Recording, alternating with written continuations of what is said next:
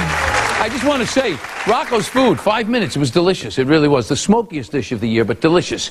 As one of the supernatural sisters on the TV show Charmed, our next guest stars with someone who's very near and dear to my heart. Have a little look.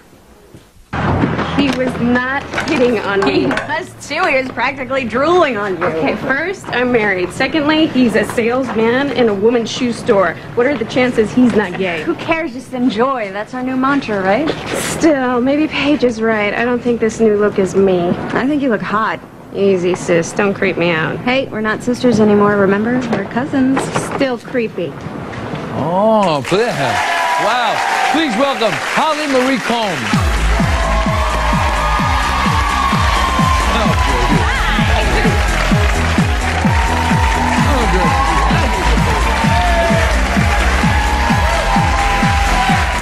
So pleased. Welcome to the show. I'm so pleased to meet you. I really am. Thank you. I've been, you work with Alyssa. I do. And she, and so I watch the show. I try to watch this. I love this.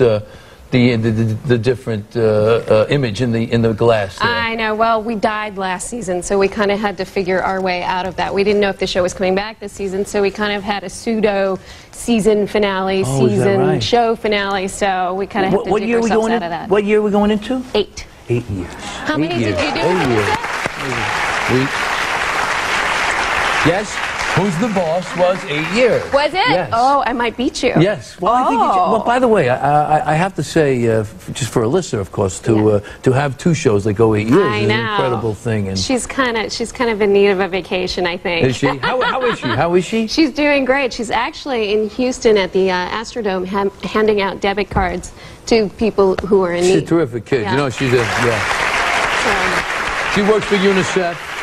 She works for UNICEF. I mean, she's a very committed young lady. Yeah, it's very important to her to do that kind of stuff with her life. It's important to her happiness. Well, let's talk about you a little bit now. I got a little bit of kale running around in my throat, I think, from the last thing. You guys were busy in here. Yeah. You all right up there? Everybody okay? A little smoky.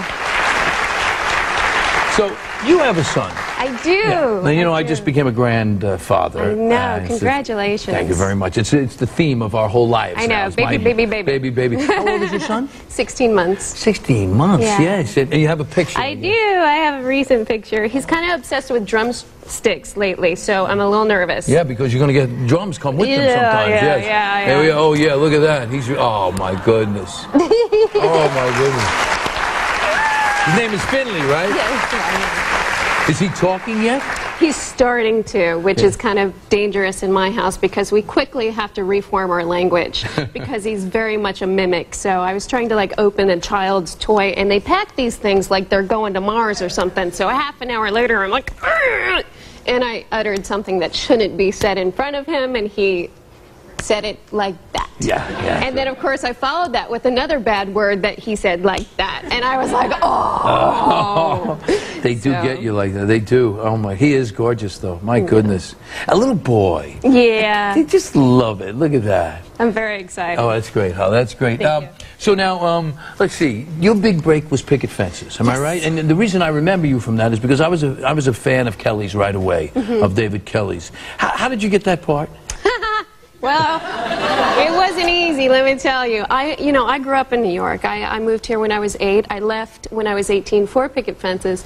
But, David came to New York looking for actresses, and, I had just got off the subway. I was rushing from appointment to appointment, and I was kind of frazzled, and he was kind of in a bad mood because his dog of, a trillion years had died, so we didn't start out on a great note. And so he looked at me at the end of my audition and said, I don't think you're right for this because, the way I wrote the character, she just has a really big heart. And I looked at him, I said, what are you doing in New York City? And he was like, so we didn't get off to the best start, but then he called me back a couple months later, and because, I couldn't find anybody else, apparently. But you made an impression. You also made an impression, obviously. Yeah, and he said, you should be flattered. And I said, oh, really, why? And he said, because I made the part more like you. And I don't know how exactly he did that with my character. I mean, she became a little more mouthy and a little more sarcastic, so I guess that was what it was. But he is my favorite all time. He's terrific. He really is. He had a big night last night, too, as well, on the Emmys. You're here, though, for a special cause. Yes.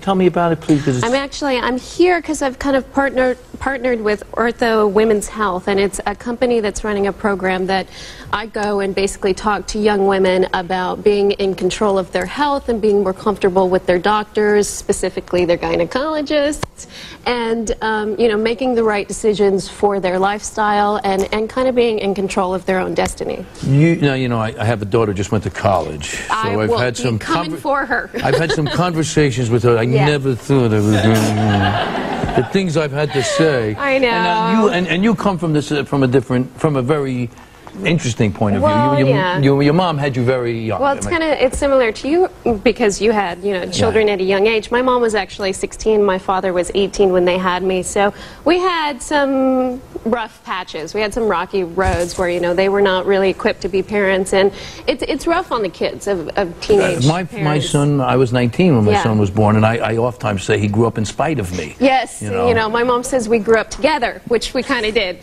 Speaking of that, here's a picture of them together. As you see, she's awfully cute and blonde, and she... But it is, don't you think, though, it does make for an interesting relationship, because you do have a sort of... It does, absolutely, but it's kind of why this program's so important to me, because, you know, I don't want anybody to look at that glossy picture of my life and think of it as an endorsement for teenage pregnancy, because it's really not. We had some tough times, and it's worked out, and I've had a little bit of a charmed life so far, and you know, I sent her to college, and it's a very reverse relationship. I know, you're actually putting your mom through college now, right? Yes. Well, she actually finally graduated. Oh, good for her. Congratulations, Mom. Yeah. You know, I mean this. You know, I don't know if you know this, folks. I don't know if you know this, but in this country, 30% of births are out of wedlock. And it goes up from there in different ethnic groups. So you got to really be careful. This is really serious.